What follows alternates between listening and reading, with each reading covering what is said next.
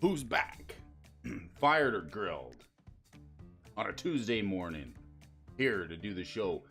Benson and friends here in the house once again. Let me just get myself ready to arrive here on the show with you folks. Give me a second.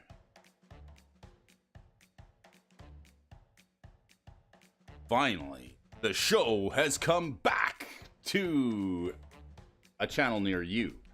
Thanks for joining here. Morning, Benson. You okay up there? The hat is back. Fantalio, the hat is back. I can't believe I'm getting such a warm welcome back from you folks here. I like it. Why did the can crusher quit his job? Because it was so depressing. Morning, folks. Once again, we need details. Was there a fire? Oh, you bet there was a fire up here. 13,000 hectares. We got some rain over the weekend, and it's still continuing to fait du pluie outside right now. So that's a welcome turn of weather patterns up here in the north, where Brody Alphonso is hailing from. We finally feel like we're safe to go outside, open the doors, release the magic cards back into the wild, right? I want to thank you folks for tuning in once again. Today is May 23, 2023, and thank you folks for joining me. The Brody Alphonso Show. We're back discussing the prices of magic cards today on the weekdays, Monday through Friday. Friday. That's the day you get your fries. Monday through Friday. Here on a Tuesday edition of Morning Magic Stocks and Talks with your host, Brody Alphonso. Folks, are interesting to know the details. Well, it's been a bit of a wild week. This is the working man working hard for the working man, doing the best that he can. Brody's on like day 14. Steady work and no sleep for me. Very little sleep. Very, very exciting outside. The haze of smoke has lifted, and we are starting to be gifted with a little bit of better weather patterns, a chance of fighting that forest fire and getting things here back to normal. 20,000 people on evacuation alert, still hoping and waiting that this fire will be under control. We're still watching the news as it unfolds. Evacuation alert has subsided, and we're finally at the point where we can open the doors up in the house, and it's not going to get too smoky in and around. We get the air purifiers and the filters running, trying to keep everything out of the smoke. It's been a wild week. I want to thank everybody for your best efforts out there, doing the best that you can to fight these things, get it under control. You know, I appreciate your effort, and the fans of the show do too. There's 314 subscribers. We've actually gone up in subscriber count.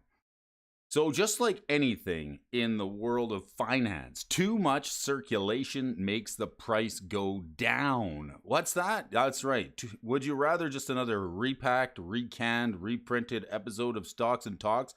Would you rather watch reruns? Or would you rather the real thing, live and direct, coming straight to you from the internet machine? It's me, it's Brody Alphonso here on May 23. Thanks for joining me once again. I got myself a cup of coffee. We're happy to be back and doing the show. We've gone up in subscriber count, so there's 2 more of you folks out there watching, and anybody there watching us on Rumble, Young Man Rumble, thanks for tuning in and giving us some of your viewership. I like it. We're going to start the show off with a warm-up. We're going to look at a couple of AI-generated magic cards here this morning, and we have a very, very special announcement. I don't know if I'm allowed to do it, but maybe somebody on the chat will catch on. If the card is, if you don't know the rules, I'll go over them really quickly here for you folks. Just a minute. I know your time is valuable and you don't have time to waste, so when we get to these AI-generated magic cards, if there's any gibberish on the card whatsoever, we'll fail it. You'll hear this sound.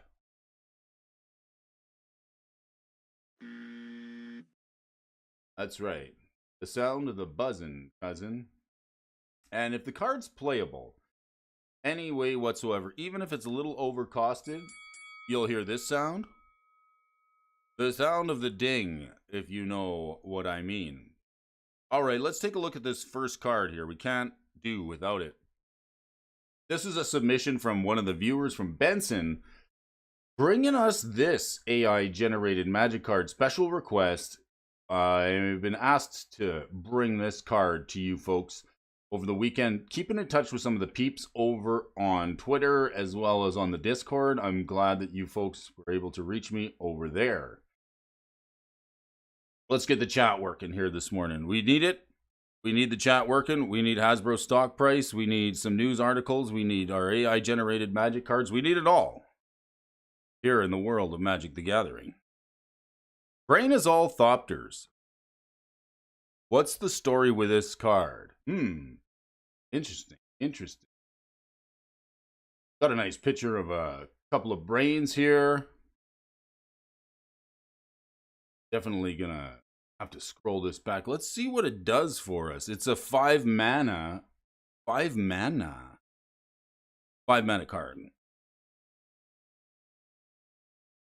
'Cause I am. 3 green and 2 can get you a copy of Brain is All Thopters into your collection. Wow, what does it do for?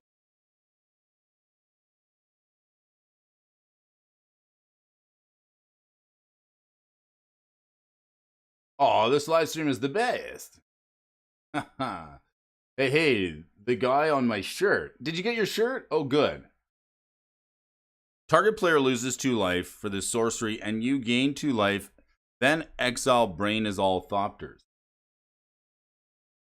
What's the story with this card? Any brains out there watching on the channel here this morning? I want to thank you for keeping in touch with the bro. Everybody who messaged me on the Discord or over on Twitter, or the well wishes in the inbox. Let's send some well wishes out to my friend Ed, the dual brain. There may be some news coming from him very soon. I was just chatting with him yesterday, and hopefully the little brain thopters arrive safely, my friend. Good to see you. All right, let's have a little sip of coffee. I think we got to give this card a pass. Why not? It seems well enough of a Magic card. We've seen worse. In fact, no, we have. What else do we have here this morning? Kevaton's Judgment. Kevaton. The land. It's red green. It's red blue. Is it? Is it a land or isn't it? At the beginning of your upkeep, you may put a Doom counter on Kevaton's Judgment. Tap it, remove X Doom counters from Kevaton's Judgment, add X mana in any combination of blue or red. So every upkeep, you get a counter on it, and then it taps for 1 mana of each of the number of counters on it, and then you can... Okay, you got to remove X Doom. So it's like a storage land. If you remember the storage lands from... I think it was Fallen Empires. Dwarven Hold. Fallen Empires, Dwarven Hold? Maybe this one. Yeah. So these ones say you may choose not to untap Dwarven Hold during your untap step. Enters the battlefield tapped. And at the beginning of your upkeep, if it's untapped, you put a storage counter on it. Then tap, remove any number of storage counters from Dwarven Hold. Add 1 red to your mana pool for each counter removed this way. Seems like Kevaton's Judgment. Just a little bit of a rewording on this Fallen Empires card, except this one does blue or red, so it's fixing. Are we bringing depletion? Should we bring depletion lands back? I think so. Everybody wants us to bring back depletion lands in the way of the AI. AI. The AI is progressing fast. Careful out there how much internet information you're feeding it. Let's see. Fair, unplayable, word salad. We'll give it a fair. OP. Maybe it's the second part. If a player would draw a card, reveal the top 3 cards of their library, exchange one of them. That player discards that card. Super powerful. It's got this extra... I think I glazed over that, but that seems like a pretty important line of text on it. If a player would draw a card, reveal the top 3 cards from their library, exchange one of them, that player discards that card, so you get to pitch one of the top 3. Maybe that's why it's overpowered. Oh, a nice plains. Take us to the plains. No rain on this plains here today. All I can say is my life is pretty plain. I like watching the puddles gather rain. I've got Reckless Pangolin. You know those pangolins, they're so responsible for all kinds of problems out there in the world. Have you seen the South Park episode with the pangolin? Maybe that's the reckless one we're talking about. Hands off my pangolin. What's this, a 1/1? For a black and 1, you get a flying bird. I don't know why it's not a different creature type, but nevertheless, the pangolin coming in as a bird. At the beginning of each upkeep, if a player casts 2 or more spells last turn, transform Reckless Pangolin. Then you get this 4/4. Birds of Pulfoin can't be blocked except by 3 or more creatures. You get the birds. The creepy birds. Excellent. Thanks for joining, folks. I need you to hit that thumbs up button and hit the subscribe button if you haven't already. It helps the channel grow. We're pushing 314 subscribers. So like generally we get about 50 views on a live stream and a morning Stocks and Talks, 12 to 15 likes. So let's go for 50 likes here. If you want to see the channel grow to a wider audience, please hit that like button for me now. Want to see like 50 likes on this one. Fair OP word salad. This thing seems fine. It's fair. Definitely not overpowered. No surprise text on it. Afterlife Bloodstained Sprayer. Oh, this is a deadly card. Look at the flavor on this sucker here. Afterlife Bloodstained Sprayer. This guy sprays the blood. It's a Gideon. How is it a Gideon? Look at this. I'm not even kidding ya. It's a Gideon. A black Gideon? Alright, Legendary Planeswalker, a black Gideon, 5 mana and 2 black. For this 5 loyalty Planeswalker, Afterlife Bloodstained Sprayer deals 2 damage to any target on the +1. -2. Exile another target creature you control. Return 1 target enchantment card from your graveyard to your hand. So you get to exile a thing, exile a boy, and then he goes and gets you an enchantment back from the bin. And then you've got destroy target artifact or enchantment for -2. Not too bad. And then the ulti. Of course, everybody wants to see the ulti. -8. Each opponent may pay 3. If players can't, they lose 3 life. Seems kind of weak. We'll give it a pass, even though it's like underwhelming. This sucker, I was hoping for so much more. The Afterlife Bloodstained Sprayer Gideon. Fair OP. It's just fair. Underpowered. Is that actually a rating now? Yeah, for what you pay for it. Got to do something. 7 mana? Cosmic Seeds, thanks for joining in the chat here. Back on the air. Brody Alfonso. Hit that like button for me, please. Try and get this stream up to like 50 likes here this morning. Get it out there. Prime 406. Trey Shield Mag. A 0/0 first strike? Huh? This thing's going to die. It's going to die. I think it's not even going to make it. Let's check it out. 0/0 first strike for a green and 1. Whenever Trey Shield Mag attacks, it gets -2/-2 until end of turn. It's just straight bad. It's going to kill itself. It won't even enter the battlefield. This sucker's underpowered. And like this one, Pain Lead Paladin. Pain Lead Paladin is a 6/6 for 4. I like 6/6 for 4. This is like Doom Whisperer mana. Legendary Viashino Rogue. Ooh, the Viashinos are back. Haven't seen a good Viashino since well before... Let's say, Viashinos? When was the last good Viashino? Like, I know we got some Viashinos in Mirage, but like they were kind of underwhelming. We need a Viashino. Legendary at the beginning of each end step, choose a card name. Wow. Search target Opponent's graveyard, hand, and library for any of the cards with that name and exile them, then that player shuffles. This sucker just gets, wow. It's got like a really good ability. A 6/6 for 4 mana. This seems like okay. Seemingly getting the OP rating. And Endnating Mask. This would be a devoid card. It's got no color. It costs you green and it's a 3/3. The worm. It's got a 0 ability. Endnating Mask gets -1/-1 until end of turn. Anyone may activate this ability. Oh my god. So this is so bad. It's 0. Why wouldn't you just activate it 3 times for nothing? In response, I activate its ability 3 times and it dies. Wow. Some underpowered stuff, some stuff that actually sucks, but that's okay. Lore Spark, when it enters the battlefield, draw 3 cards, then discard 3. Each creature you control leaves the battlefield. Then where does it go? I don't know where it goes. It just doesn't come back. It just leaves. It's gone. How about this one? Habat, Herald of Will. This is some funniness. I like it. Finally, some art we can get behind. It's about as serious as I want to take my Magic the Gathering. No more serious than this. Habat, Herald of Will, 1 mana for a 1/1 legendary creature horsey. It's got some pretty cool art on it, like some cardboard crackers on there. When Habat, Herald of Will enters the battlefield, sacrifice it. When you do, it gains flying until end of turn. Terrible. Terrible card, we don't like it. Wastes, this thing looks fine. I could definitely get some wastes. The good art here looks like some RK Post style art with the very thin lines. Maybe some John Avon. Wastes. Let's do another one. Socks Grift.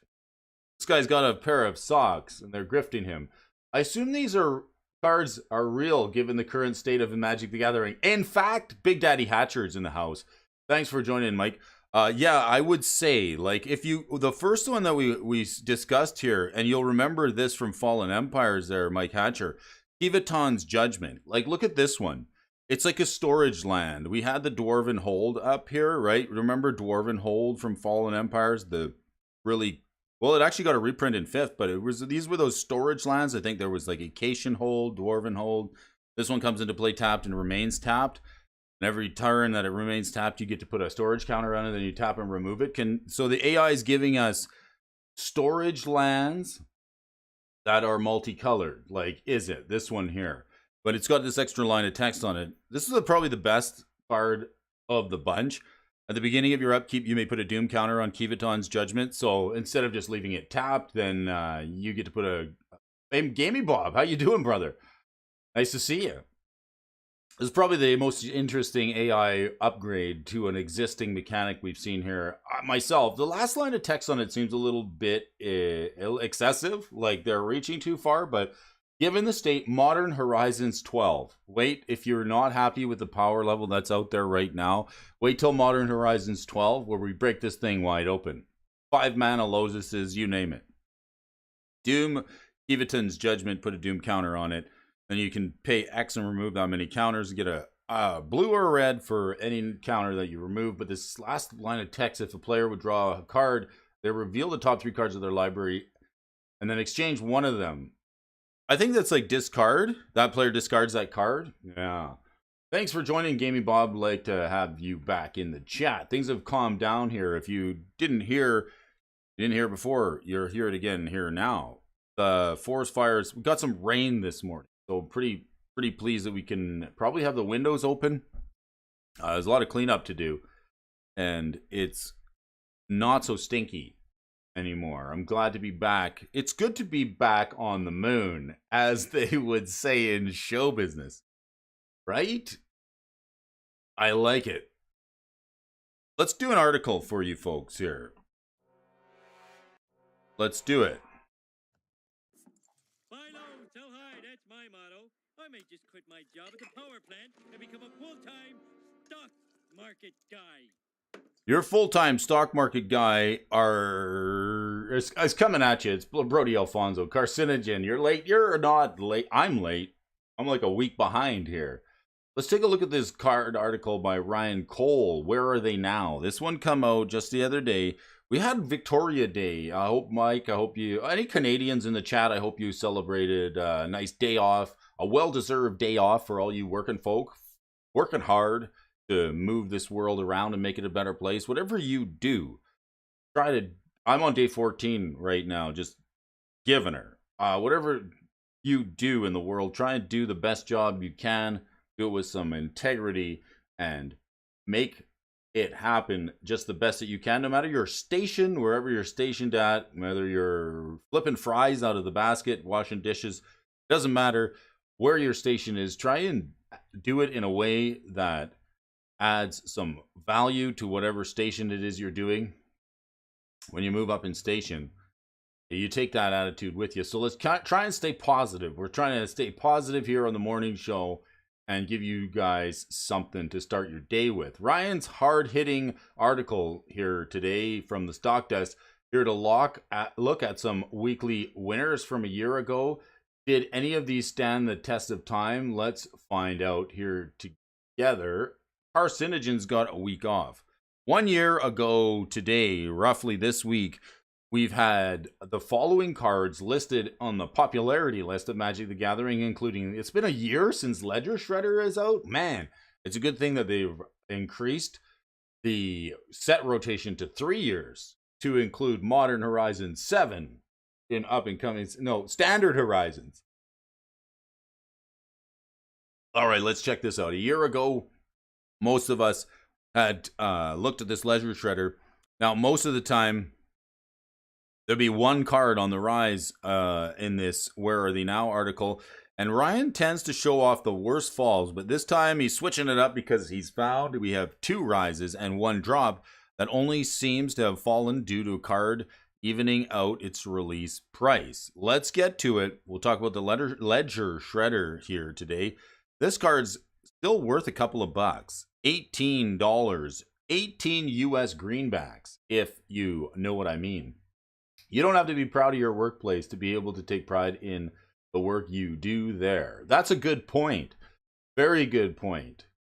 I've done the same. I've been at the same station for multiple companies at different times, and I've had different experiences. Always try to bring the best and show what it is you can do, because it's something that travels with you. Anger Collections, another good-looking fella dressed in a suit, giving us financial advice. No, is it not financial advice? I don't know if that's the kind. It's just good discussion over there. I'm loving the whiteboard videos. I'm so glad you're doing those. It looks good on you. Keep it up. And I love the content that you're bringing us over there. Anger, Salamat. Let's check this out. When Streets of New Capenna released, this card was lacking in its appeal to players, and it started out on the ground floor of the pricing scale. I cracked this in my pre-release pack, and I instantly thought, wow, this thing's a baller. Just because I'm playing blue and I like the Howling Mine and the loot effect seems good to me. But a lot of folks didn't catch on to this card until they started rotating it into decks that had 2 drops and figuring out that Ledger Shredder is actually pretty good, only to be uprooted by the late great Fairy Mastermind. It only took 1 week for the masses to see the potential of the Ledger Shredder after it released, and starting to grab them up in fistfuls. The Ledger Shredder's ability to connive on the second spell for each player, a trigger which Brody has missed many times, sitting against an opponent who's casting 2 spells a turn. So always remember to take those triggers on your Shredder. It's been a year, Brody, and you're still misplaying on Ledger Shredder. I know Magic's hard and new cards have so many mechanics. All right, but each turn it's made this flyer a great stomper, but an excellent way to filter your deck. Personally, I love getting it's triggered during the declare blocker step from a spell that is cast from your opponent, only to follow suit and cast a couple of spells myself, possibly making the 1/3 blocker a 3/5 powerhouse and conniving into counter or pump spells. This card's utility is amazing, and its appeal to players is extreme. Sometimes cards soar, and Ledger Shredder has caught a nice drift, right? It's like not like Ledger Loon. Ledger Looney? The Shredder's a decent card. So it's still hanging in there a year later at 18 bucks, just under the $20 bill mark. The fact this card, the Ledger Shredder, did actually go straight to Modern and saw some love over there. It's nice when a card can do that, but we should expect more this day and age for 2 mana. I mean, it is pretty good. Can we expect more? Michael Superbacker, thanks for joining. How you doing, buddy? He's back. Brody Alfonso, how are you? I'm doing okay. I'm doing good. We've got some rain. We started getting rain here yesterday and today. It's helping fight that 13,000 hectare forest fire that's burning not 50 kilometers from here. So it's getting kind of close. We had to close the doors up and lock things down, get the air movers going, get the filtration system running, and to try and protect and basically on standby waiting to leave town at a moment's notice. So all while trying to just live your regular life and do the best that you can, working hard as a working man to put some bread and some cardboard on the table. Unfortunately, Brody's getting a little bit tuckered out, so I took some time off to prepare things and put stuff in order and just take a little bit of time to prepare to evacuate should the need arrive. But we're doing okay. Rain here this weekend, the smoke is subsiding. And unto my grand crescendo. That's right. Why did the can crusher get fired, quit his job? Because it was so depressing. Get it? Ha ha ha. Which proved my point. And in Gaming Bob's point that no matter what your workplace is, your workplace does not define the work that you do, whatever your station is. Appreciate it for contributing some positivity and some well-placed effort into the world to make this world a better place, find like-minded people, and grow the channel. Thank you for everybody hitting that like button. Let's get to 50 likes. All right, hear me out. Hear me out on this grand crescendo. It's technically a card that's fallen in price since last year, but when you look at the price from a year ago, it would appear that the reason it was so high was a fresh release mixed with a great ability, and it just didn't have time to stabilize before it ended up on people's radar as a weekly winner. So this card counts as a win in Ryan's book. Okay, the Ledger Shredder, I think we know what it does. It's the 1/3 flyer creature, but this one I gotta read it because it's not really on my radar. This Commander Grand Crescendo, 2 white and X. For an instant that says correct X, 1/1 green and white citizen creature tokens. Creatures you control gain indestructible until end of turn. A decent card that would go with a Selesnya build, like Selesnya tokens. Why not? You get the doubling season, you get the Anointed Procession, you get the Convoke ability on all the Selesnya dorks that are out there. Ravnica was a decent set for that. But putting as many creatures on the board, you can jump and dump as much mana and give them each of them more tokens. Plus, the creatures already on your board are indestructible until end of turn, and it's a win condition in its own right. Yeah, I guess everything gets indestructible. For a turn, you can save your stuff and make more stuff. Saving your stuff, and that's a good idea. It reminds me of if there's a... I won't say it. Save your stuff, make more stuff. It's a saving grace when your opponent's attack and you would be down for the count if it broke through. Grand Crescendo's power is evident, and the Magic world isn't blind. Any deck of the right archetype in a white could easily play this and see why it's so good. So I hope you have some farewells to deal with this instant speed threat. Farewell? What's that going to do? I can counter it? Exile all creatures. Oh, the modal. Yes, so you're going to have to exile them, not just destroy them. Pull it over, Brody. Have you got a license to drive that hearse? Well, it's I have a license, but it's not registered. This unlicensed hearse, another card from Capenna that was making some pretty good noise when it released. It saw a lot of play in a lot of meta decks in Standard and even Modern and into Legacy. It's funny because these artifacts, the colorless and low cost of them, tend to find their way into a utility build, just like the Bank Buster, a card that's colorless and fits into just about any deck. I'll catch up with your Discord on you later. I saw Carcinogen. I saw a Guardian Beast this morning when I opened, and I'm jelly. I'm tomato jelly. I need that beast for the collection. The beast from the east is in the house. And if you didn't notice, Brody's got some new friends on Twitter, including Sergeant Slaughter. So that's cool. All right. Yes, that's right. Kind of cool. All right, let's take a look at the unlicensed hearse. This card's worth a couple of bucks. It saw play in decks for a hot minute there, looking to exile cards out of your opponent's graveyard. It's definitely some sideboard tech. It might even be good to go in the main board. The reason the Bank Buster is hitting the main deck slots a little more in the mid-range decks is because it can definitely get on the board and represent a threat, whereas this one, it has to pick on the graveyard in order to get bigger. But when graveyard decks and graveyard synergies matter, this card does better. It's 2 mana, it's star, it's a vehicle, it crews for 2, and you can tap it to exile 2 target cards from a single graveyard. So you pick either you or your opponent. If it's got nothing on board to target it's up to, right? So you can hit 1 card. It's like you can Death Rate Shaman your opponent's graveyard. Anything. It doesn't have to be instant sorcery, just target 2 target cards. And then its power and toughness, the PT, if you will, is equal to the number of cards exiled with it. For 2 mana, you crew it, you get a 2/2. It's just a graveyard munching machine, like a scavenging ooze. Have you ever played against a Scooz? How annoying that creature is. This thing is a colorless, scoozy, unlicensed hearse. I can't tell you the number of times I lost games to ignoring my opponent's unlicensed hearse. My infect brain just can't compensate for an opponent who crews vehicles properly.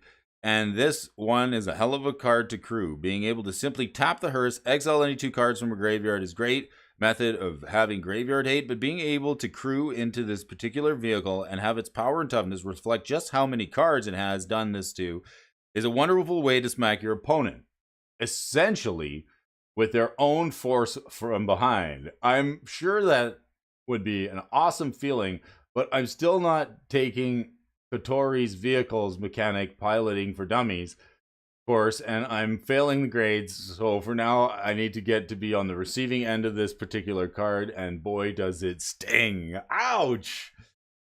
Crewing vehicle.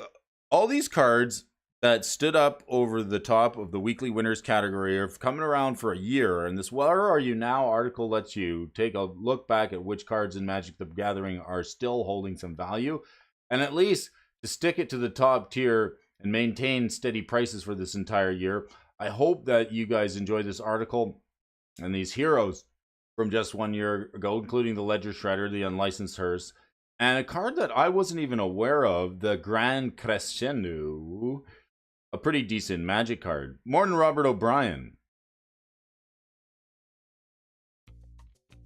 We love the channel. We love that you folks hit the like button. You love that you subscribe, and I love that you guys enjoy these articles. Lost a few days there over the last weekend, but we're happy to bring another article by Ryan Cole from Canton, Ohio. Him and his new wife Julia, they enjoyed playing Magic since '95 with cards that he bought with money found at odd jobs just to play the game. At 35, he's happily living at home his best life as possible, starting career as a writer, working for the stock desk, and cooking up something good while he pursues the dream. And you know what I mean? I think, folks, it would be good to continue to pursue the dream. What's that, Brody? I can hear you. I can hear that toe tapping sound. Are you tapping your feet? Are you moving your seat? It's Robert O'Brien and me and the rest of the fans of Magic the Gathering. The 312 of you folks who love this game as much as I do, enough to talk about it at lengthy discussion. We're gaining a little bit of, don't lose me now, okay? These are your low movers and the shakers. For those of you with dwindling attention spans due to the fact that YouTube Shorts and TikTok are eating away at your brain just about 30 seconds at a time, Brody's here to give you some long-form Magic the Gathering discussion where we put on the thinking caps. We have some discussion over 30 seconds long, where we like to spend a nice hour in the morning discussing with those folks of you, building our attention span to broaden our minds and increase our capacity for knowing, wellness, and understanding. Let's have a lengthy discussion about it and bring some excitement to the world. These are the things that we're looking at this morning, your movers and shakers. What do you got? Modern Monday, missed it. Tuesday, Pioneer. This is where we're, stay clear. We're in the Pioneer range. Grab a sip of coffee and join me for this discussion here this morning. Can't wait. These are your movers and the shakers this morning for May 23, 2023. Buy low, sell high, that's my I may just quit my job at the power plant and become a full-time stock market guy.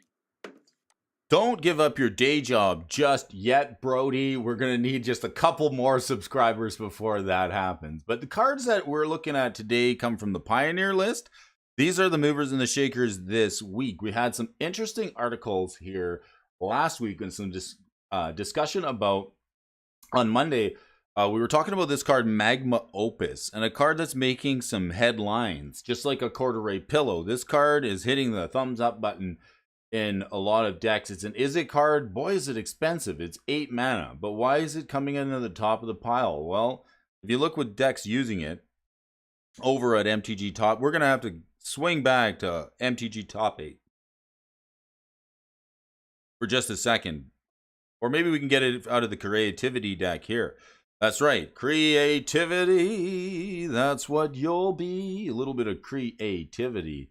Here, this card is not taking it lying down. Look at the chart on it. It's been moving. It got 0 to no love for the longest time, coming in at a $2 mark. How many market cycles? We talked about market cycles. If you have an attention span longer than just a few minutes and you're able to hang on for the ride here this morning, a week ago we were talking about market cycles. All right, if you're somebody who just chases the newest, look, another Ragavan, how much is this one? Look, another Ragavan, how much is that one? You might have to stick around the game of Magic the Gathering for a couple of years to know what I mean when we're talking about market cycles. It's the way things ebb and flow.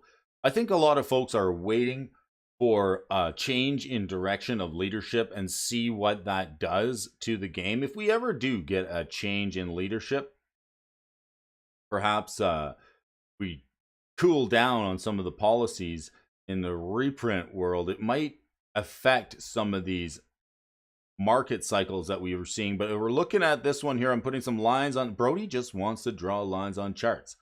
Put some lines on the chart here for you folks. This thing's gone over 2 market cycles and it's coming into its third. I saw an article about Pioneer ban leak this morning. Pioneer ban leak. Well, there's been some cards leaked in the Lord of the Rings set. I know that. Let's take a look and see if we can find it. You send me a link, we'll read it. Spirit of the Night. Put a link in the chat. I'll read it for you. I want to know what you know. Thanks for joining the discussion. That's what you can't get this from a short, right? What do you guys want to just look at shorts all day and swipe?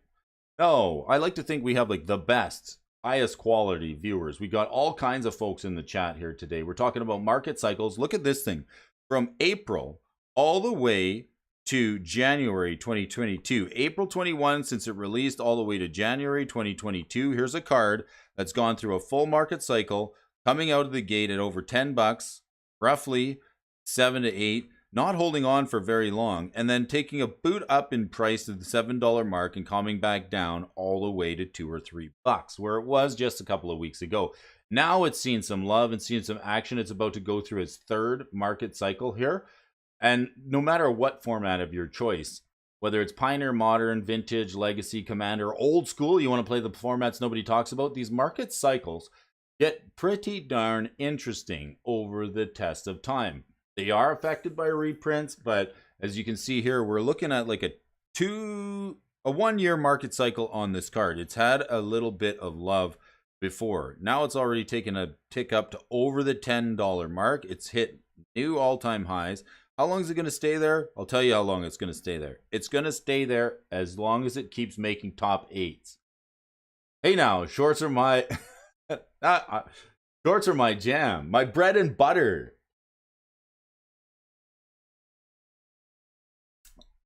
What does Bart Simpson say? Watch my shorts. Shorts are good. Don't get me wrong. They're good for a chuckle. They have their reason. But I like the fact that you come to the show because we can't get all that is Benson from just the shorts. We need a little bit more Benson in our life over the period of the morning show, right? I could go over and watch some shorts for, a minute at a time, but I just really can't get that discussion unless we do it here and have a little bit of chat in real time. You know what I'm saying. I'm not saying it's bad. I'm saying it's different. right? And what I'm also saying is that shorts are being promoted heavily on YouTube and as well as on other social media platforms and TikTok, because it's a way of shortening the attention span of viewers so that you are able to receive a very small amount of information, formulate an opinion about it in a very short amount of time, and then we can bombard you with as many ideas as possible. The long form discussion, I love the shorts. Don't get me wrong. I love a good pair of shorts.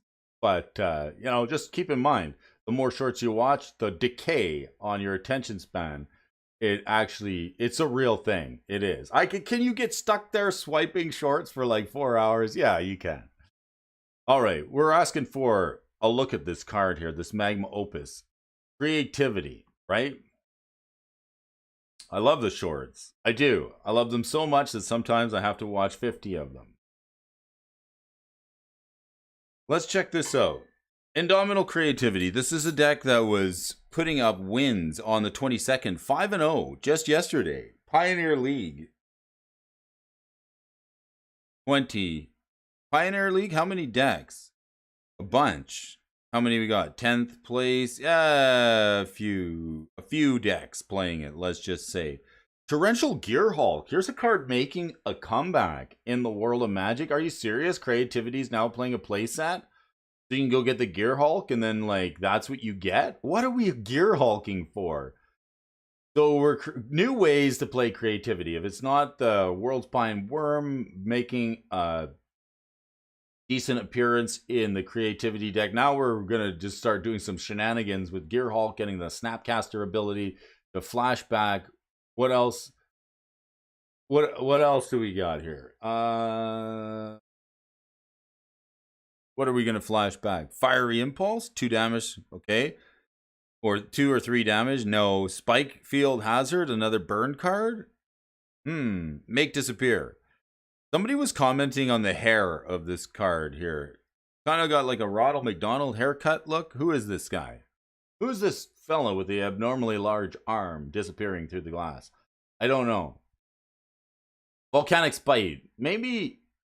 Never mind. What do you mean, never mind? It's Spirit of the Night. What do you got here?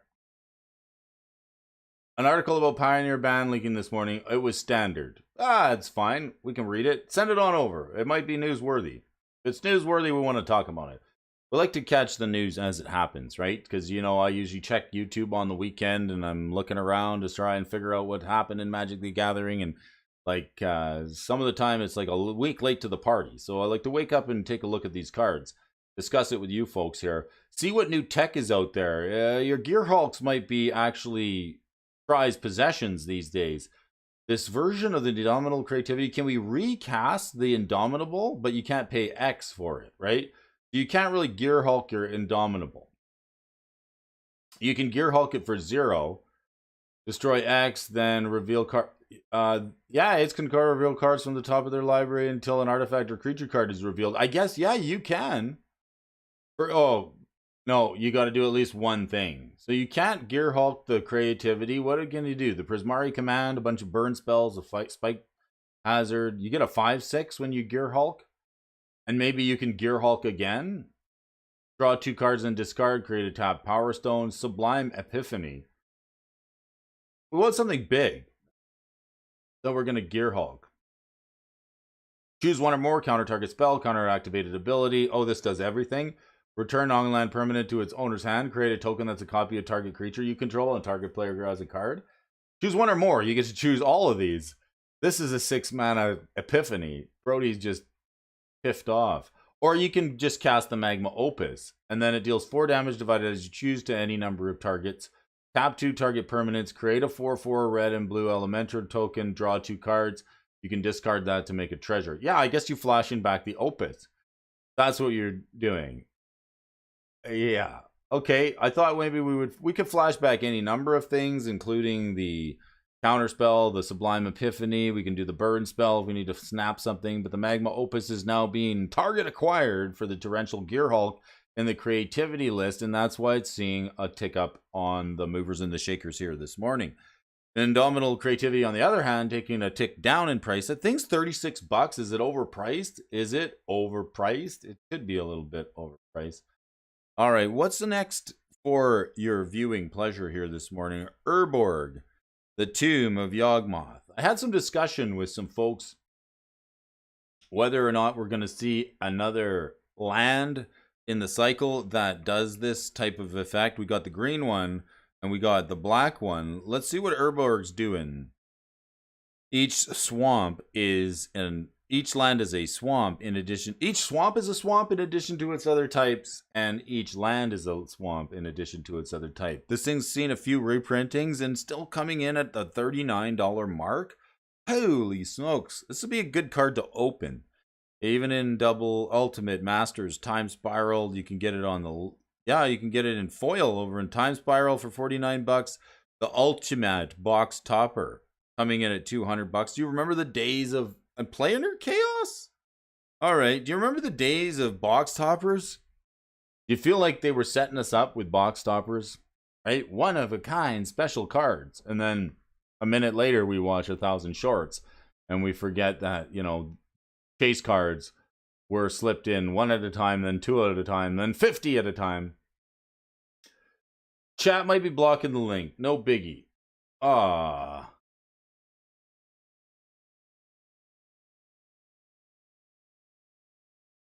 Darn it. It's possible. But we can fix that. Probably can't post.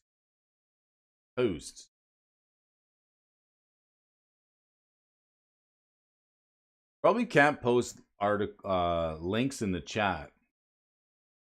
You gotta be a moderator. Make you a moderator. Post them.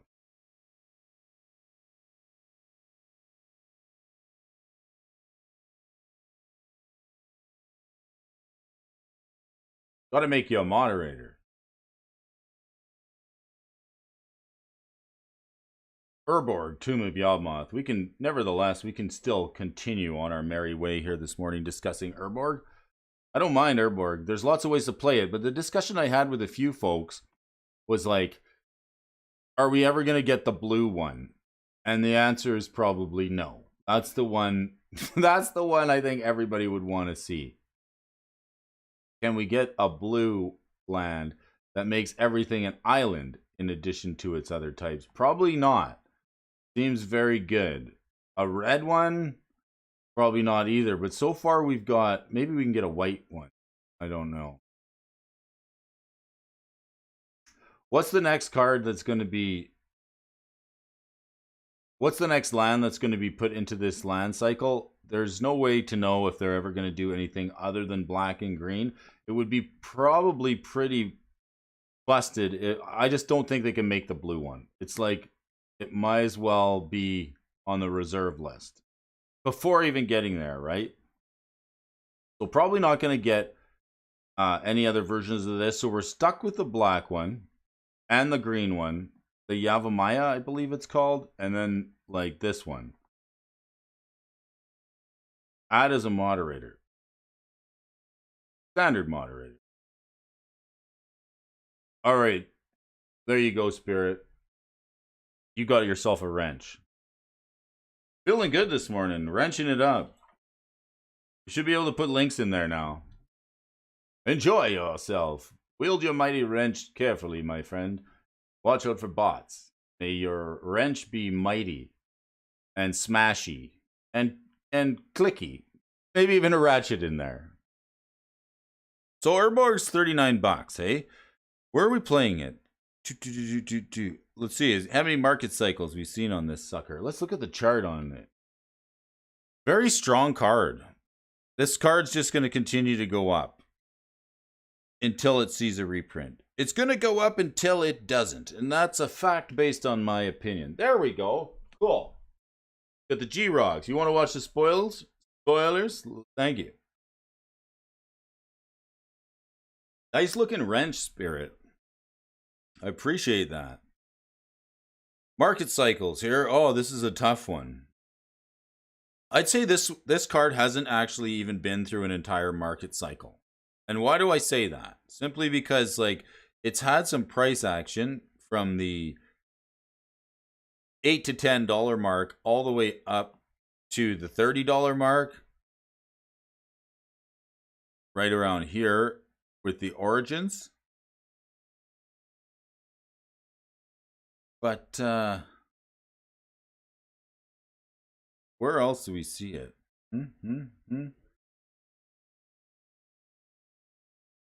Couple reprints, hey? Took a boot kicking all the way down to $10 with Kaladesh. Back, you got to remember though, Kaladesh Commander was just sort of gaining steam in 2017. Wasn't super. Yeah, nice wrench, looking good. Nice wrench, Spirit. So Kaladesh, like, we got to remember that Kaladesh wasn't so.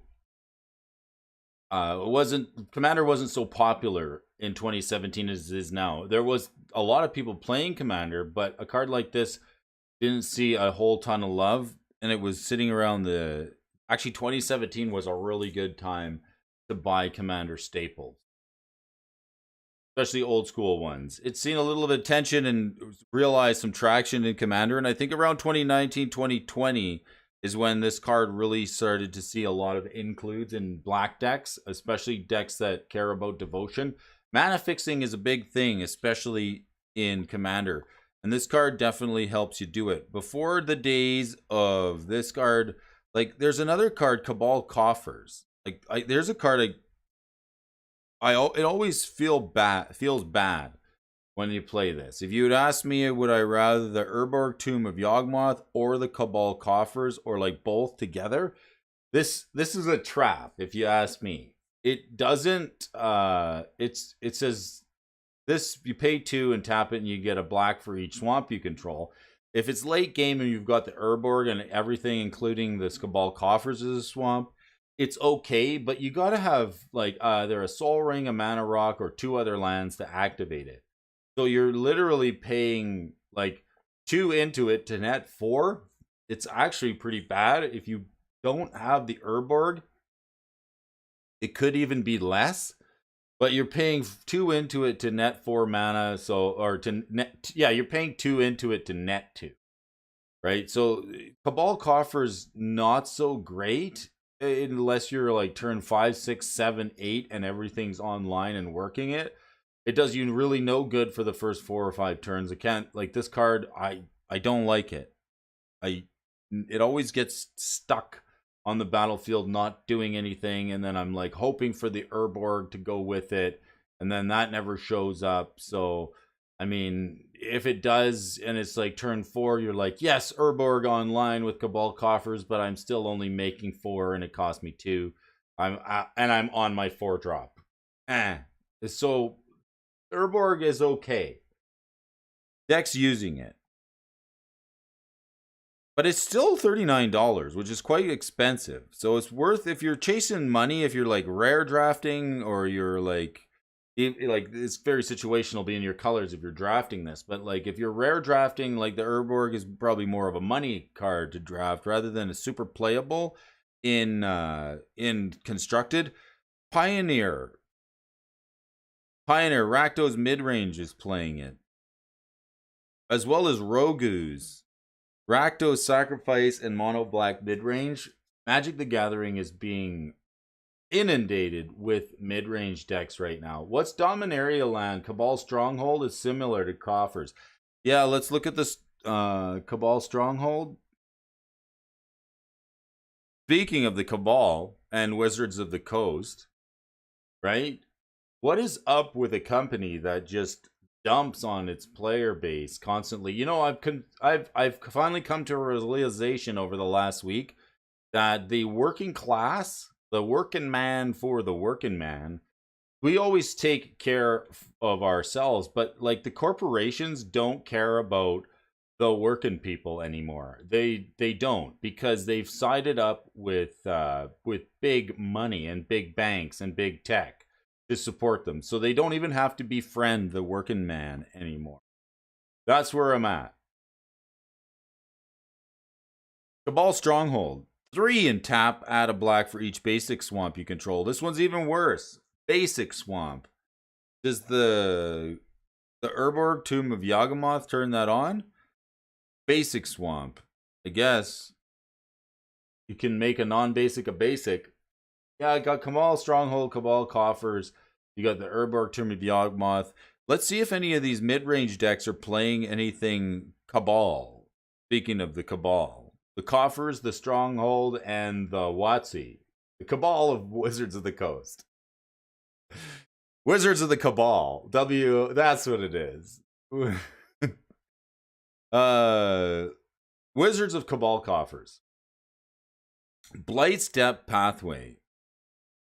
Taps. This is the non-basic. Tap. Okay, we got the pathways, the Blood Crypt, the Den of the Bugbear. Den of the Bugbear going for a little nappy poo in the Den of the Bugbear. Blood Crypt, Haunted Ridge. Tap unless you control 2 or more other lands. Mountain, Ramanap, Sokenzan, Crucible of Defiance. You get 2 colorless spirit tokens. They gain haste until end of turn. This is good. Actually, this is a win condition, and this is a good card. This actually gets you creatures when your opponents are playing like tempo, and like you play a thing, they remove a thing. You play a thing, you remove a thing. This isn't casting a spell, so it's really hard to counter. Channel is a great ability. This can actually even make you creatures if you want to sack them to creativity. The Sokenzan, that and the Dwarven Mine, we always need some bodies to sacrifice to go get something better. Sulphurous Springs, not my favorite art on this card. I do like the one with the little dude sitting in the whirlpool there, just chilling out. And Takuna Abandoned Mire, a legendary land. Channels, and you can discard this in mill 3 and return a creature or planeswalker from your graveyard to your hand. It costs 1 less for each legendary. I do think, okay, stocks and talks. What's Sokenzan at? Nevertheless, let's just, okay. Channel lands. If this one's underpriced, I don't know what one is. We don't know when we're going to see any more of these channel lands, but like, let's just talk stocks and shop for a second. This is a good card. I wish I had more of it. It's $3. I think people are sleeping on this card. Otawara is pretty decent, but this Sokenzan, it's good.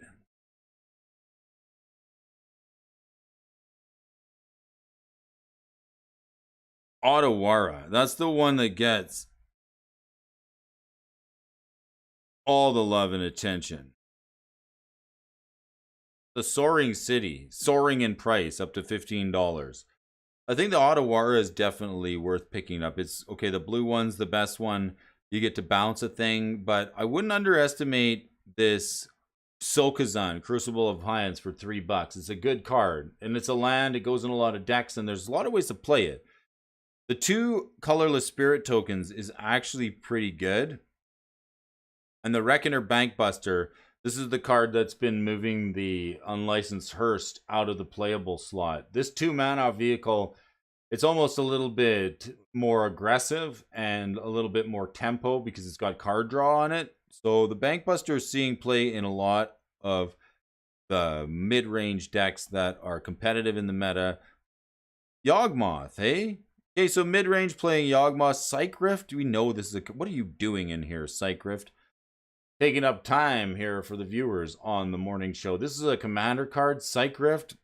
You know, it's like every time you open one of these in a reprint set, $40 bill. Shazam!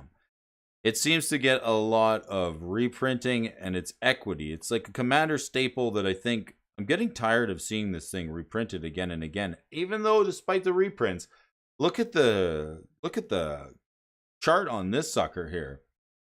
All the way to 2018, it didn't see much more than 10 to 12 bucks. Psych Rift being a pretty decent card.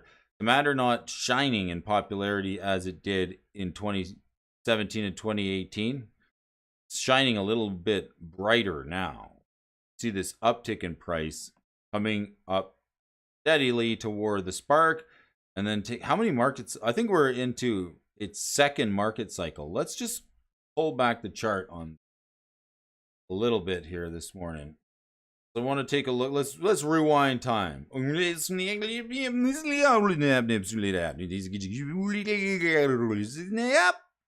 to War of the Spark. Here we are, it's 2019, and we're playing War of the Spark this weekend. It's the release of the Planeswalker set, and you folks are going to get all the Planeswalkers you could imagine, including some alternate art Japanese cards that you've never seen before. All right, it's 2019, it's War of the Spark. This card is mooning at around $20. Psych Rift.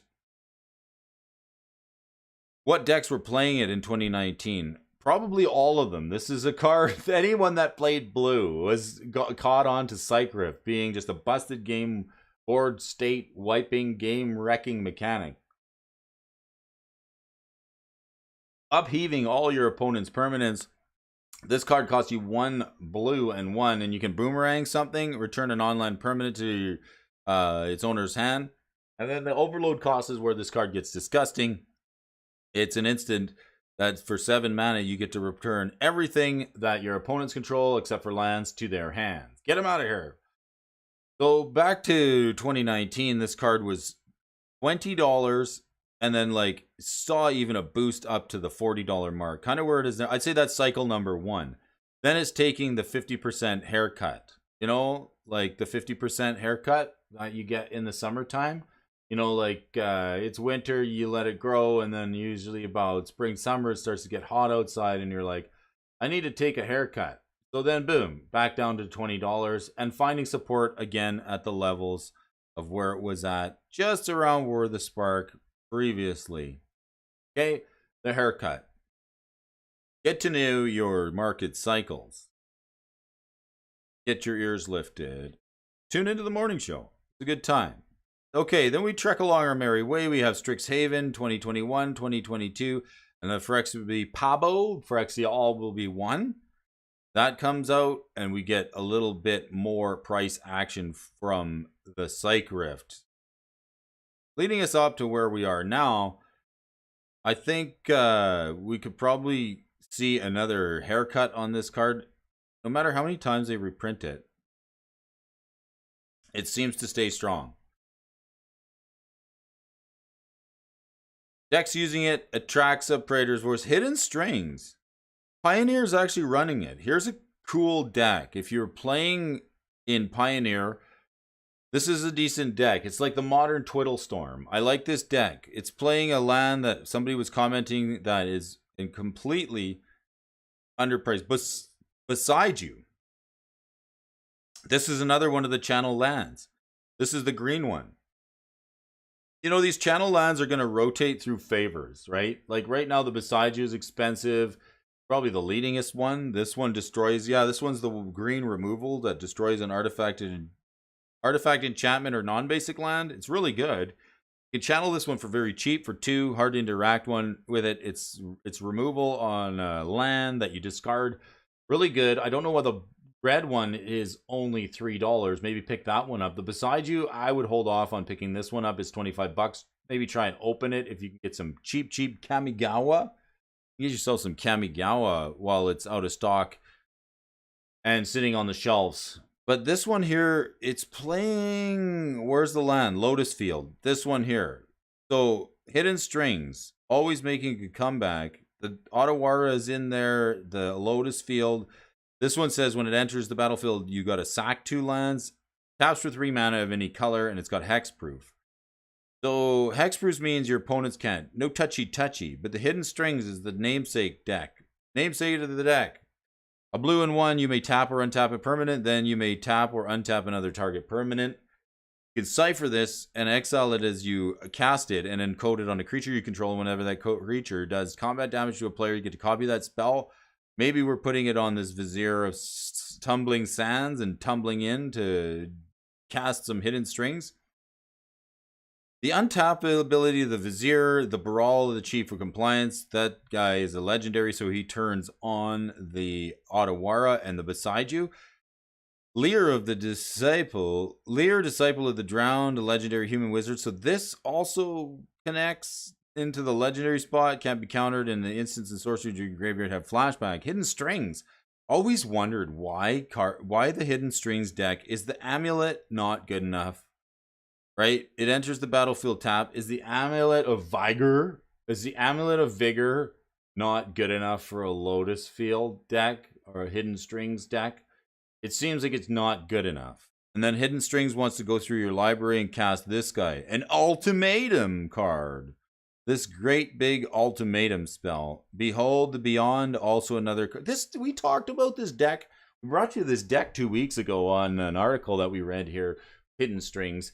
So it's cool to see some popularity of this card, and that is why Psych Rift is seeing some action. It's Pioneer playable. It's something you can 7 mana into off a couple copies of the Lotus Field.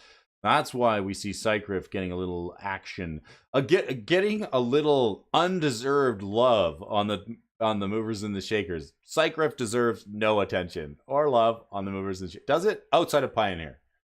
Okay, fine. We'll give it a little bit of props. Sacred Foundry. This is a shock land, one that hurts you. You know, thinking back, these things are taking a pretty good tick up in price. All these Ravnica Shocklands, the guilds. I was so glad to open these, sitting on my hands for years. It's funny though, because like, what does $20 get you? When was this printed? Let's talk about market cycles and the price manipulation. All right, so this thing's gone through maybe one market cycle. Released in 2018. Well, I'll tell you what. I didn't want to pay the $20, $30, or $40 for the Shocklands back in 2018 when these were printed, because you could get them for about $4 to $6. And like $25 to $30 for a Shockland 5 or 6 years ago seemed like a lot of money. But now this seems actually this kind of actually feels bad, because like this thing's $20, but $20 don't buy too much anymore. $20 barely gets you a booster pack in collectors or any of the special set booster packs. Like, does it? I don't know. Is this good money for a Sacred Foundry? $20? What are the other printings of it? 25 for the Infinity. That's the one with the amazing art on it. We got the other variant. That's 102. We got Gate Crash. Let's go to Gate Crash. 32 for the Gate Crash. This one's got the best art on it. It's got that nice anvil. Like, we want to see an anvil in the Foundry. Definitely. So the $32 and then the Zendikar Expedition, of course, that's 107, and it kind of varies from there.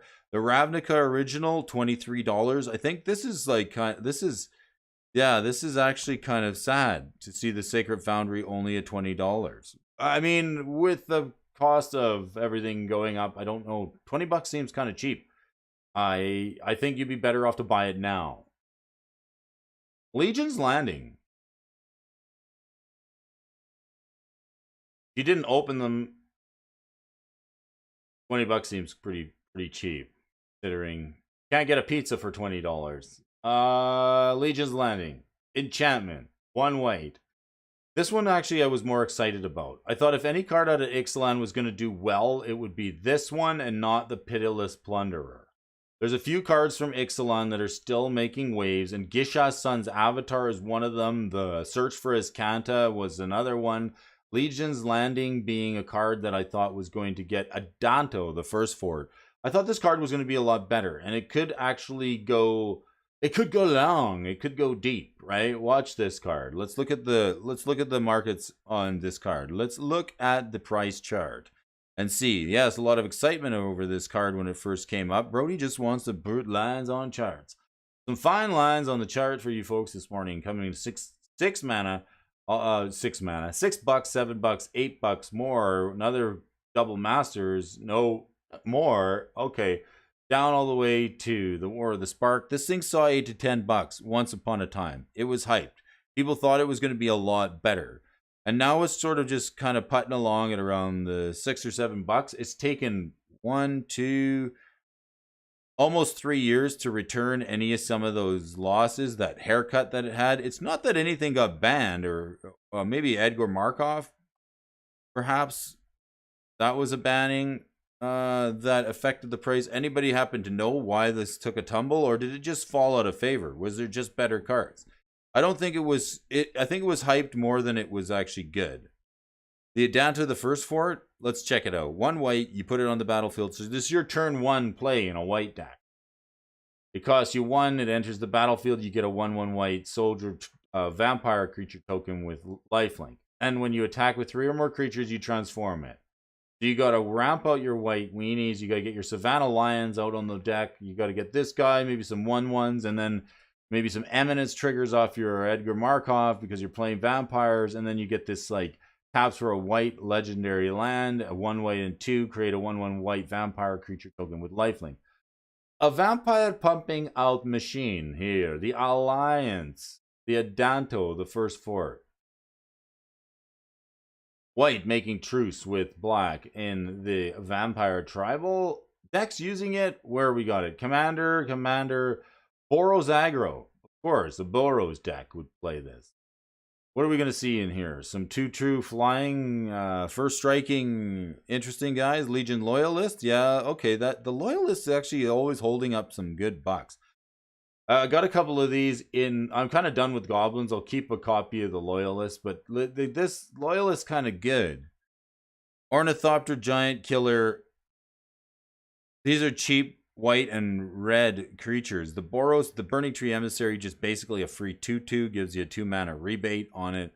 Plarg, Dean of Chaos. Hey, Plarg, could you imagine having to go into the wizard school every day and people have to call you Plarg?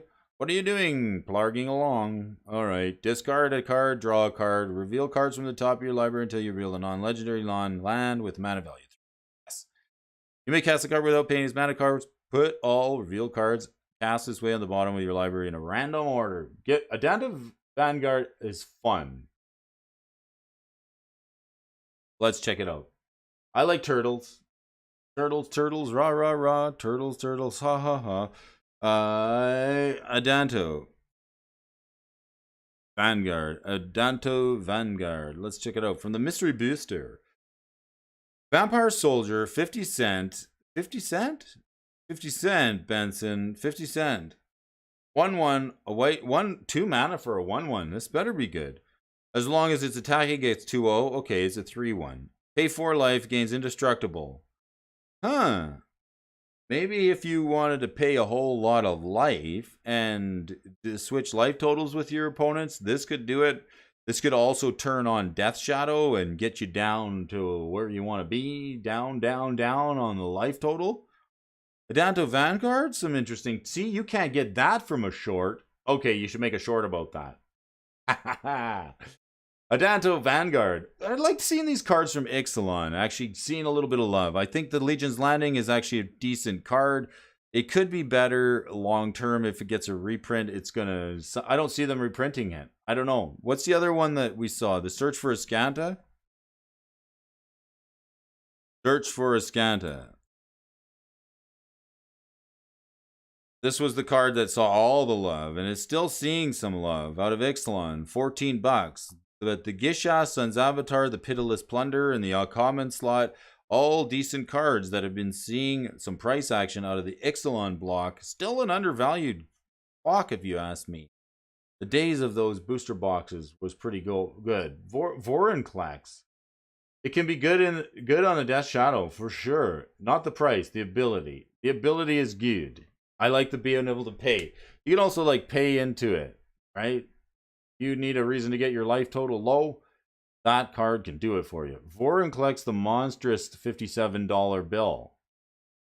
Vorinclex, the monstrous wallet. $57.43. This card's expensive. Kaldheim. How the heck did we do it? All right. You want to talk about finance? This is the only place I've done well on Kaldheim. Is not buying it. All right. So like the strategy for 2023 for Brody and 2024 is like, I'm not giving any money to Wizards of the Coast if I can help it. I'll buy these things from the secondary market on an overstock, like what we did with Kaldheim booster boxes. How did we get a deal of $90 shipped on a Kaldheim booster box that was overstocked when there's a card in here, like you can use these market cycles against himself. By the time a set goes out of print and there's overstock in the store, it may be that cards in the set have not risen to accolades just yet.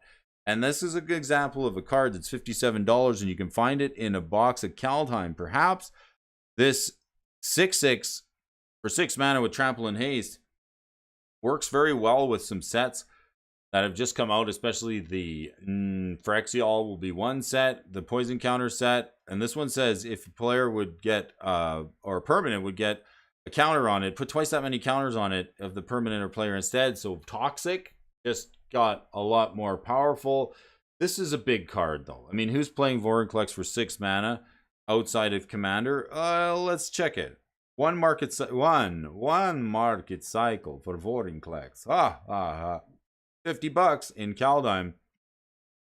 Actually, yeah, let's call it that. We're into our second. I mean, I don't know if this counts. A little bump up in price around New Capenna. And then, like, now we're starting to see this guy sort of soar. He was $80. This is incredible. Now we're into the second market cycle of Vorinclex. Went to 80. It's going to probably take a 50% haircut down to about the $40 mark until we see some more printings or some this thing's just been printed so many bloody times. I'd say we're going to see a little softening. Vorinclex, you're getting soft. Decks using it? Yes, all commanders. As we spoke just a minute ago. Kibo Octavi Prince, he's playing it? What a fun card. Here's a card I'd like to build with. It's a monkey. Little monkey business. Monkey commander budget. I would like to play the Kibo, the Octavi Prince. Why not? He's cute. He likes the bananas. This is a monkey that I would rather play. Does it have Ragavan in there? Oh, good. All right. Monkey business. Ha ha ha. Brimaz, the king of the Oreos. Get yourself some milk and cookies. No, this is Mana Confluence. Ah, yes. A land that's been... This is expensive land. Holy smokes. Mana Confluence from what? Journey to Nyx? Where are we here? I thought this thing was reprinted. I guess not. Why? Holy smokes. Yes, they saw it in a secret. 1, 2, 3. Yes. We saw it in a secret lair, which is pushing $54, $179 for the Zendikar expedition. Good mana fixing. Greasefang playing it. It's Pioneer legal. Go figure. Also attracts a Neoform and Niv to Light. Mana Confluence. Holy smokes. Look at this card go. It's running into its... Why were we sleeping on this card? It was $8 or $9 in War of the Spark. No one cared about this card. Pre-Commander Lander. All right. Getting better as time goes on. The Mana Confluence is marching its way into the price book. So expensive. $30 at printing down to about $5, and then really seeing no love until War of the Spark, taking a tick up to $7 or $8, maybe 15. Back down. Now it's definitely seen a all-time high of $40. Then it got a secret layer as well, giving it a bit of a haircut back to 25. But the Mana Confluence, very good card. I'm gonna have to take a look to see if I've got any. I don't think so. I think it's a card that I ignored. I was just like, it's a land. It just makes mana. It's like City of Brass, right? This is more or less City of Brass. Instead, for City of Brass deals a damage, this thing you pay a life. Huh. Brimaz, this is the cat, legendary cat soldier with vigilance. This guy's pretty good. When he attacks, put a white cat soldier onto the battlefield with vigilance and attacking. When it blocks, put a 1/1 cat soldier onto the battlefield with vigilance, battling and blocking that creature. Inspiring Vantage, this card was a promo, and this one was really expensive when it was in standard rotation. Let's take a look at the Vantage. I think it was all the way to 25 or $30. Nope. That's the foil. $10. The foil. Switch to foil. $16. Let's go to the foil price. This is a decent card. Never forget about these Kaladesh lands. They're actually pretty good. These check lands on a turn 1 or turn 2 in a modern deck, they're actually okay. Seem like not a bad play, but there's arguably better, more better. More better? More better. We can say more better. Gaming Bob's in the house. Inspiring Vantage. We're inspiring. And Dovin's Vieto, the uncounterable counterspell that helps us play degenerate blue counter magic. Ugh. Jeez. These are your movers and the shakers in the Pioneer base day. Let's check out an article here.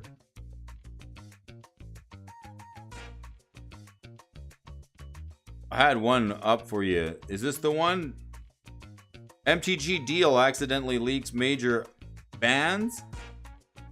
May 23rd. Ah, okay, this is the newest. Let's get the newest.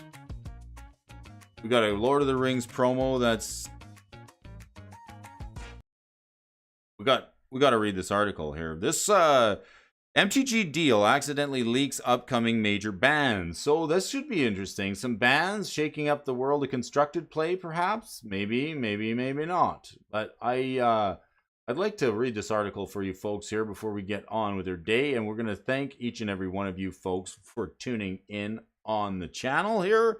The 23 edition of May. Let's check it out. Make sure you hit that like button on the way through your morning routine. And thank you for joining me, if you know what I mean. So let's see here. Formerly Magic's flagship format in recent years, Standard has been struggling. Has it ever? We've increased the card rotation to 3 years because 2 was not enough. We've got a... Standard's going to be packed. There's going to be all kinds... It's going to change the whole meta. Growing stale thanks to overpowered but not necessarily broken card. Oh yeah. Can you butter your bread on both sides, please? They're overpowered, but not broken. Okay, power creep. That's what we're talking about. And the way it's warping Standard. And the change of the prices that are soaring and the format losing its luster.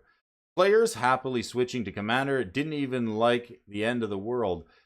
Thankfully, Standard Magic fans and Wizards is now on a quest to save the format with rework and bans. To do this, Wizards of the Coast is implementing several sweeping changes, which one is an overhaul of the way bans work. As announced recently, I remember they used to do weekly bannings or like scheduled bannings. Another thing that's changed, and if you don't remember Planeswalker points, then it just, Brody's kind of showing his age, but the dawning of the Planeswalker points program, I think that just killed Standard because people could actually get trackable points for showing up to Magic the Gathering events. That's just another nail in the coffin. And then now the overhaul to the ban method announced recently in a weekly Magic the Gathering stream. Bans will now be predetermined yearly occurrence. Alongside with this, shorter ban windows will exist 3 weeks after a new set's release.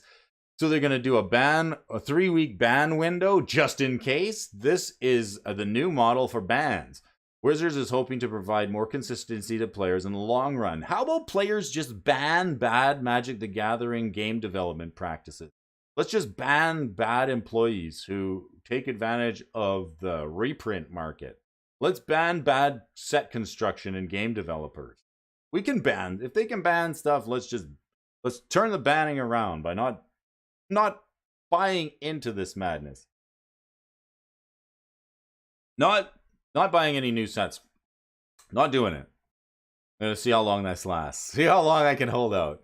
In the short term, its ideas, unfortunately, is not as useful as some players had hoped. Thankfully, a hope is not lost as Wizards is pushing Standard-specific ban next week, taking place on the 29th. This ban has many players excited as the format seriously needs a shakeup. As you can imagine, Wizards has been frustratingly and typically tight-lipped about what they'll be banned.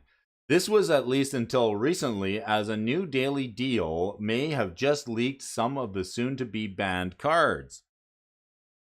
Okay, dubious daily deals. Typically on any given day, the daily deals on Arena aren't all too much to write about, but the best that players can usually expect is to see a small pile of free gems in a gold or a discontinued pack. Alongside these rares and generous deals, there's always plenty of cosmetic card styles to purchase at slightly discounted prices. So it looks here, we've got 40% off all these cards. Are they just blowing these out to try and get your gems before it gets banned?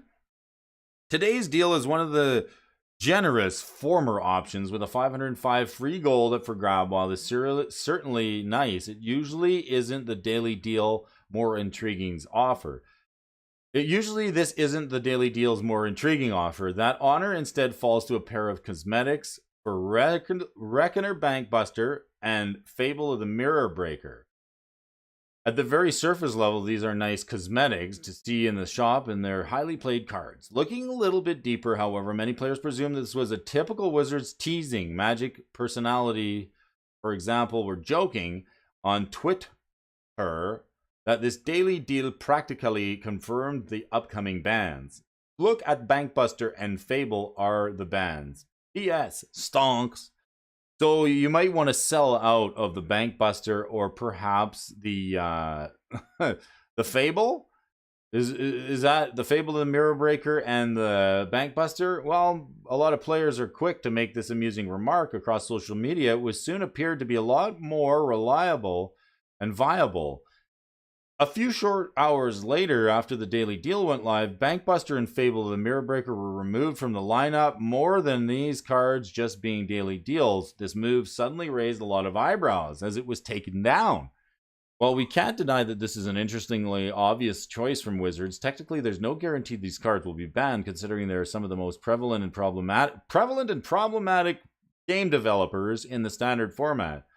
However, it wouldn't be a surprise subsequently that Magic the Gathering players on social media were quick to make this suggestion. Fable and Bankbuster on sale, all but confirmed banned. Fable and Bankbuster removed from any daily deals. Anyone else? In this case, rest in peace, Fable of the Nankuster Heavy Standard Rakdos decks.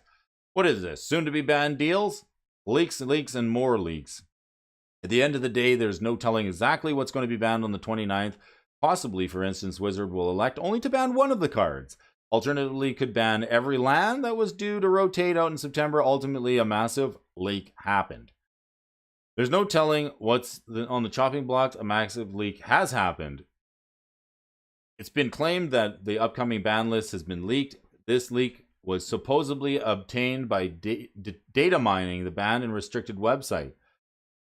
According to Sea Mushroom, the website was always scraped for info 7 days earlier, and it had happened like 5 times now. As a result, this data mining, Sea Mushroom claimed to have the entire list of what will be banned on the 29th. Obviously exciting, but important to maintain some skepticism. This, after all, a leak there will be means and a zero chance of it being fake. Also, if you don't want to hear about the bans from Wizards firsthand, consider this your spoiler warning. Get right back into the leak. According to the folks on the Twitter bot, you can see the list below, and the bans affect a number of Magic decks, not just the menace of Rakdos midrange, but subsequently Standard should be in for quite a shake-up. Here's the list of cards that are supposed to be being banned. Attracts of the Grand Unifier, Fable of the Mirror Breaker, Invoke Despair, Plaza of Heroes, Rafine, Scheming Seer, Reckoner Bankbuster, Wandering Emperor, and Wedding Announcement. So considering these bans haven't even happened yet, it's obviously a little hard to judge whether or not this will move or fix Standard, or even if this is a reliable source. But if these bans are true, the format will certainly be in for one of a shakeup, and the new deck strategies will be emerging. That's the hope, at least otherwise, and this will seem like quite a waste. If Standard isn't shaken up into having an interesting, diverse, and balanced metagame, this will change and obviously being fantastic. However, if this happens, all of the Standard woes won't be cured. At the end of the day, the format is still prohibitively expensive thanks to the 3-year rotation. It should help this, but it's not going to cure it all and fix it all. Ultimately, Standard has a long road ahead of it. If anyone ever wants to return to its former glory, hopefully the right help from Wizards of the Coast, that won't be an impossibility. Is it possible that the folks over at the Wizards of the Coast is got what it takes to shake up Standard and revitalize it? Do you folks think this is a possibility? It's hard to say, but nevertheless, this is your edition of the Morning Magic the Gathering Stocks and Talks with your host Brody for May 23. I want to thank you folks for joining me. I'm back on the stock desk doing a little show and discussion on Magic the Gathering cards. For you folks, the 314 amazing subscribers and friends joining us. Oh, the patron Prime 406 Games, Carcinogen, Anger Collections. We've got Fantalio in the house, Astrid Media. I want to thank you for bringing the hat back. The hat came back the very next day. We thought he was a goner, but Brody just could not stay away. Where did the cat go after losing his tail? To the retail store, of course. Thanks for joining me. Hit that like and a whole bunch more. We'll continue to bring you some more Magic the Gathering content. To the folks out there watching this full 1 hour long-winded live stream, giving you something to focus on for longer than a short minute, growing your attention span and capacity to understand the game at a new and inspiring deep level. Joining me each and every morning for Morning Magic the Gathering Stocks and Talks. I want to thank you all for joining us. Talk to you again real soon.